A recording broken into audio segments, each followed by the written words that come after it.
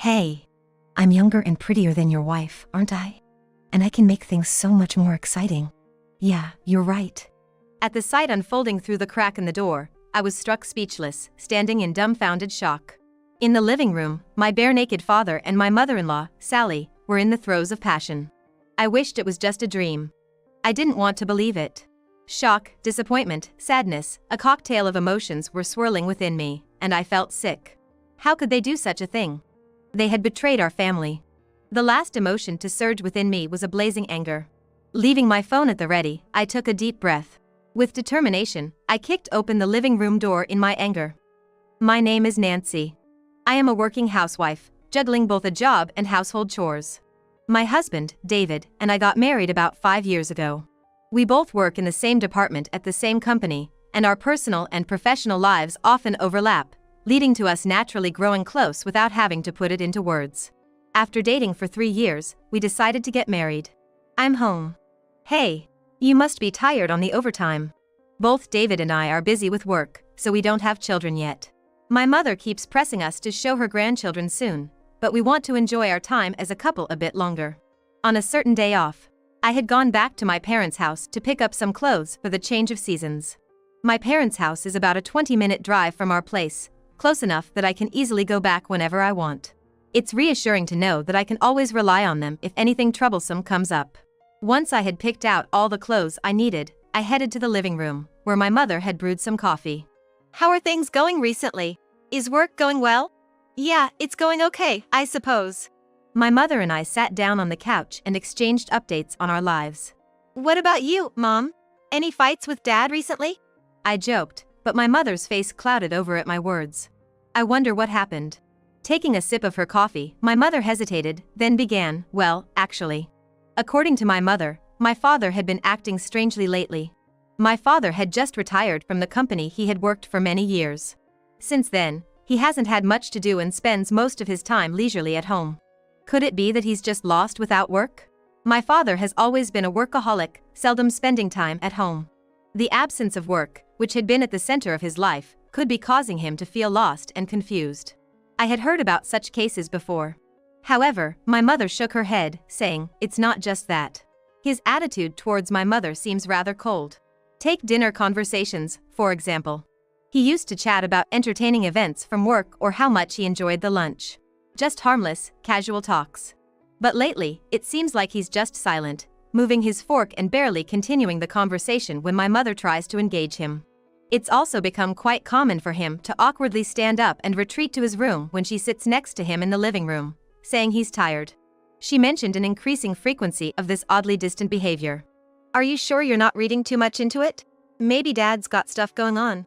Well, if that's all it is. I had that conversation with my mother, then headed home for the day. As I prepared dinner at home, I reflected on my conversation with my mother. I had told my mother not to worry, but something about it was nagging at me. If it was just my mother overthinking, that'd be fine. But if my father was dealing with something. My father's getting up there in years. Maybe he's sick or something, and he can't bring himself to tell my mother. If that's the case, I'd want to hear him out. Maybe it'd be easier for my father to talk to me about it, even if he can't bring himself to tell my mother. I decided to bite the bullet and ask Dad the next time I saw my father. The following weekend, I went home again. My mother works a part-time job every Saturday. Only my father should be at home. This would be the perfect opportunity to talk to my father without worrying about my mother. Thinking this, I unlocked the front door. As I was about to open the front door, as usual, I abruptly halted. From the slight opening in the front door, I heard an odd voice. I hesitated for a moment about whether to turn back, but then decided to identify the source of the voice and stepped into the entrance. I walked down the hall as quietly as I could. The voice seemed to be coming from the living room. As I got closer, I wondered again if I should turn back. No matter how you slice it, it was an unsettling voice to hear in the middle of the day. But I'd come this far. I couldn't just go back to such an ambiguous situation. Summoning my courage, I put my ear to the door and listened in. I heard my father's voice, sounding like he was enjoying himself. Come on, show me more. Hey, you're such an impatient one. In response, I heard a woman's voice. Of course, it wasn't my mother's. When I heard that voice, I was a bit shaken. My mother-in-law. It was unmistakably the voice of my mother-in-law, Sally. There isn't much interaction between my in-laws and my parents. They are not supposed to meet unless they are on some special occasion. How did this happen? Even though my mind was blank, I managed to stay calm. I haven't seen what's inside yet. There's a chance I might be misunderstanding. I wish it were a misunderstanding. The thought of a parent and an in-law in that kind of disgraceful relationship makes me feel sick. With trembling hands, I reached for the doorknob of the living room. Trying not to make any noise, I slowly opened the door just a crack. What I saw next almost made me faint. The first thing I saw were 2 sets of clothes, scattered messily. The woman whose voice I had heard was indeed my mother-in-law. And on the living room couch were the 2 of them, in the middle of the act. This can't be! The shock was like being hit with a blunt weapon, my head spinning. So that's why my father's attitude towards my mother changed. They betrayed us, and behind our backs, they were doing this. This shouldn't be allowed, as a parent, or even as a person. Especially taking advantage of when my mother's not around to do this kind of thing. I won't forgive this. I absolutely won't forgive this. After the shock, I felt a burning rage. Even if they're my parent and in-law, if they've wronged me, I'll get back at them. I'll make them pay double. With my phone in hand, I glared at the 2 still in the throes of their act. It didn't take a minute for me to get ready. Taking a deep breath to brace myself, I kicked the living room door open with all my might. What the hell are you 2 doing?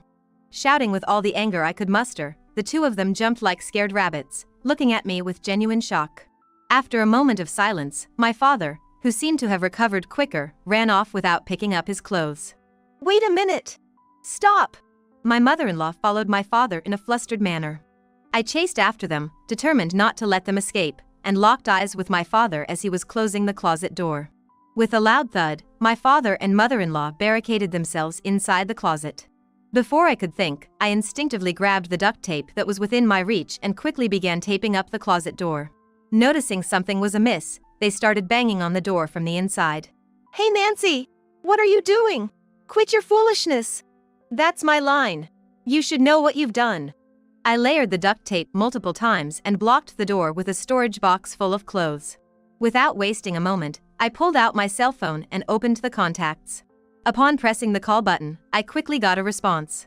Nancy? What's the matter? The person on the other end was my father-in-law. He seemed a bit surprised as I seldom call him at this time frame. Hello? I'm sorry to bother you, but I need you to come over to our old house right away. Upon raising my voice so it could be heard inside the closet, a scream from my mother-in-law echoed out. Then, the sound of the door being pounded increased. No, it's not like that, Nancy! He invited me! I did nothing wrong! What the hell? It was you who initiated this. Completely ignoring the ugly argument behind me, I quickly called David and my mother. About 30 minutes later, my father-in-law, David, and my mother gathered at our old house. Nancy, what's going on? You even gathered your mother and my father here. I hadn't told the 3 of them anything about the situation. I just need you to come here. That's all I told them, and I headed towards the back room. Perhaps they had calmed down after some time, as the sound of excuses and banging from inside the closet had stopped. Maybe sensing our arrival, the atmosphere was tense. What on earth happened here? Seeing the dramatic scene around the wardrobe, my mother was confused. Just see it. As I moved the box aside, I began to tear off the duct tape. A scream was heard from inside, perhaps due to the sound of the tape. As I opened the door with all my might, my father and mother-in-law, who were unclothed, came out of it. What, Sally? No, John. In front of my bewildered father-in-law, my mother-in-law seemed to be at a loss for words. My father, avoiding our gazes, kept his mouth tightly shut. My mother, seeing my father in this state, seemed faint, and David quickly supported her. Well, let's hear your explanation. At my loud clapping and words, my father and mother-in-law visibly shook. After a moment of silence, realizing there was nowhere else to run, they began to talk about how they ended up in this situation. After you and David got married, we kept in touch occasionally. Covering her body with a nearby sheet, my mother-in-law spoke up. Apparently, at first, they were just talking about their personal lives and complaining about stuff over the phone. Over time, they started to see each other as more than friends and began to go out together. Then, after they'd been out drinking one day, in a drunken haze, they did that kind of thing. I couldn't stand to listen anymore and was about to cover my ears when my father-in-law, who had been silent until now, stepped forward. Startled, my mother-in-law clung to his feet. I'm sorry. I won't do anything like this again. You'll forgive me, right? Right? My father-in-law didn't say anything, just stared at her as she began to sob uncontrollably. After a heavy sigh, he said, "Sally, We're getting a divorce." hope drained from my mother-in-law's face. She had expected forgiveness, not this. No. Don't say things like that. Why are you being so harsh? Harsh? Look at what you've done. Aren't you ashamed of yourself? David, who had been supporting my mom, also came to stand next to my father-in-law. David seemed really angry too. In a quiet but sharp tone, he chastised his mother. Usually, my kind-hearted mother had a stern look in her eyes this time, directed at my father. After a glance at my mother, my father averted his eyes, staying silent. If that's the attitude you're going to take, I'll respond accordingly. Let's get a divorce, we should too. Whether he had anticipated this or not, my father still didn't say anything. As for the divorce, both of you should divide the property to us. At my mother's firm words, my father finally reacted. What? I can't do that. That's right. I don't have that kind of money. I'm retired, for crying out loud, echoed my father, and my mother-in-law joined in the criticism. After looking at them coldly as they made a pathetic fuss, I pulled out my phone. So, I can do whatever I want with these pictures, right? As soon as they saw the screen, they both gasped and froze. On it was a clear image of the two of them in the act. They clearly hadn't expected to be filmed, their faces turned a hilarious shade of green. I also have a video, by the way. If this goes to court, my mother and father-in-law can submit this as evidence. It'll definitely turn heads in the courtroom. To be honest, I wanted to delete it right away. I didn't want to keep such a disgusting thing. But if it would allow me to hold these two accountable, I could endure. Let me teach you something since you don't seem to get it. Okay? If you do something bad, you have to face the consequences. If you have any sense left, accept it gracefully. Okay. When I calmly stated this, my father fell silent again, and then reluctantly agreed to pay the division of property.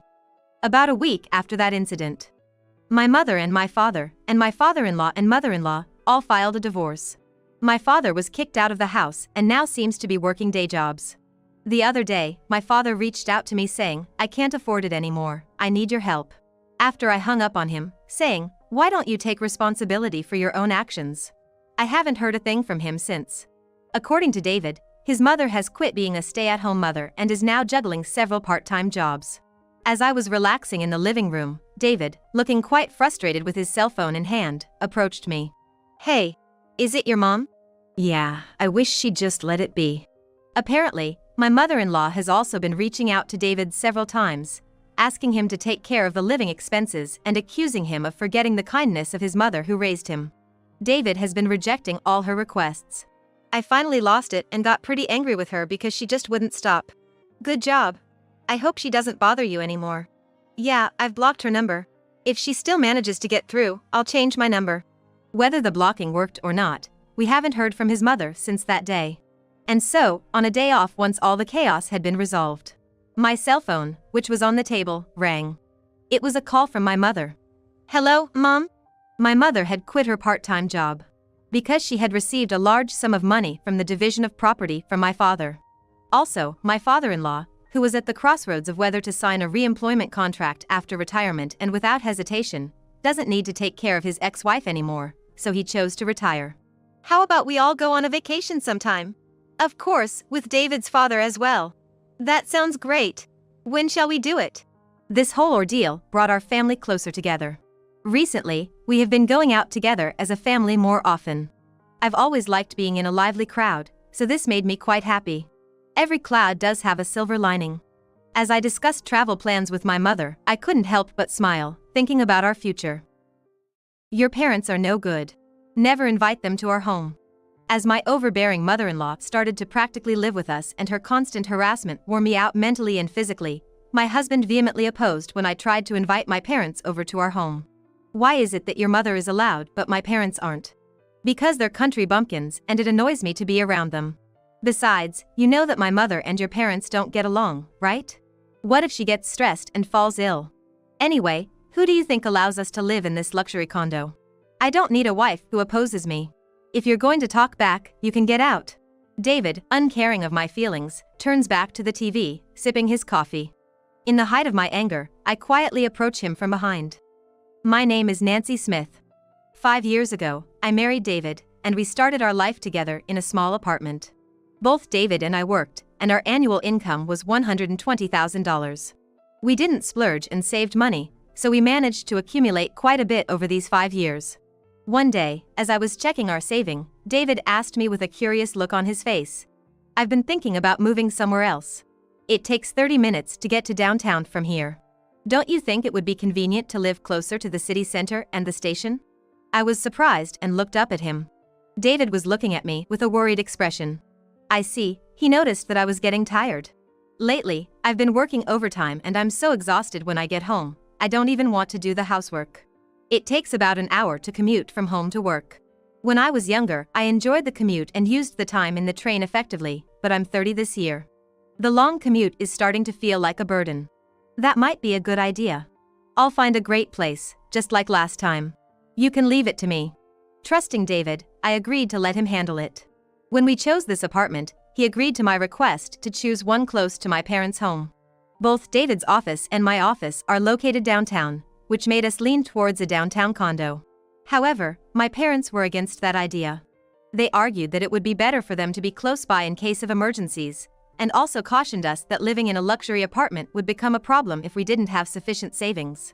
After being told this several times, I finally convinced David, who had been advocating for the downtown condo, to find us our current place. Since it was my idea, I found it difficult to bring up the subject of moving again. One of the things I appreciate about David is his ability to notice how people are feeling. Although he can be a bit carefree and reckless when it comes to money, he always prioritizes me. I was sure he would find a place that would be best for the two of us. However, when he began searching, he started looking for expensive high-rise apartments. When my mother-in-law heard we were looking for a place, she started gathering flyers and constantly recommending them to David. We told my mother-in-law through David that we wanted to find a place on our own, but she seemed unable to give up on her idea. She might have even been considering living with us. Regardless, I didn't want to spend unnecessarily, so I was hoping for a place that wouldn't cost too much, but it seemed David had a different idea. The apartments David was looking at cost around $3,000 a month. That was almost half of our monthly income. Looking at the cost, I was taken aback. I've always dreamed of living in a luxury high-rise. Don't you think that's a bit too much?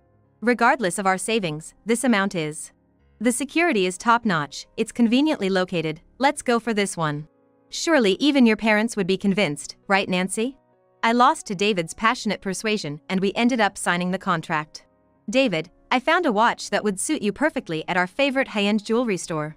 Look, isn't it stylish? Ever since we started living in the high-rise that David picked, my mother-in-law started visiting frequently and practically living with us. She appears to be quite vain and seems to be bragging about her son's luxury lifestyle to the neighborhood. For some time after moving, David frequently invited his parents over to our place. My parents, on the other hand, haven't been invited over even once since we got married. Every time I started talking about my parents, he always changed the subject. I couldn't say anything against David's actions, considering my parents had intervened during our house search last time. I thought he was prioritizing our alone time. It could just be my imagination, but ever since we moved into the high-rise apartment, I've felt that things have become a bit cold between us. At first, she was just clinging to David and hanging around all the time, but lately, she started complaining about me. "You are such a failure, can't even cook properly. If you feed this to my David, he's going to get a stomachache. Get rid of it now." "I'm sorry. I'll cook again." "No. We're going out to eat today, so you don't have to cook anymore. Your cooking is one thing, but you can't even clean properly. Make sure the entire house is spotless by the time we get back. Also, tell me your bank account information. Since this is all your fault, we'll make you pay with your savings. This isn't meant to be a nuisance, we're doing this for your own good. We're testing if you're suitable to be my David's wife. Everyone goes through this. Practice your cooking for next time." Saying this, my mother-in-law took David and left the room. David looked at me apologetically. Tired from the hard life of working on weekdays and spending time with my mother-in-law on weekends, I decided to talk to David after she left. I remembered that my mother-in-law didn't like my parents, and tried to invite them over under the pretext of reducing the burden, but David stubbornly refused. "Don't ever invite your parents. If you don't like it, you can leave. I've been thinking this for a while, your parents are too country, it disgusts me. It irritates me being around them. Besides, you know that my mother doesn't get along with them, right? What if she gets stressed and gets sick? What? I've been tolerating so much and this is what I get? I swallowed the words that were about to leave my mouth. David snorted, glared at me, then turned to the TV and started drinking his coffee. I silently picked up my mug from the table and left the room. It's your mother who's gross, hovering over her son without ever cutting the umbilical cord and cooing over him. I wanted to fire back. But perhaps David had meant what he said. That thought kept me from retorting.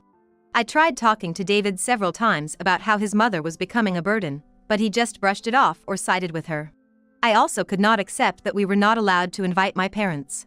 On top of that, David's attitude towards me grew colder and colder, and there were times when he treated me like a housemaid. How can he be so arrogant? Does he truly understand the situation? What happened to the kind man he used to be? We're not living in this apartment solely because of him, are we? I'll never forgive him. Finally, I couldn't stand it anymore and I made a decision. I'm moving out today.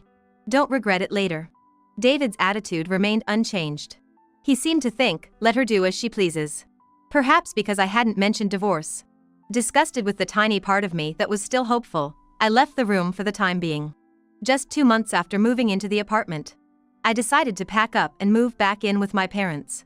Speaking of which, I hadn't properly told my parents about moving to the apartment because things were so hectic. When they saw me suddenly back home, they were in a state of panic. What happened with David?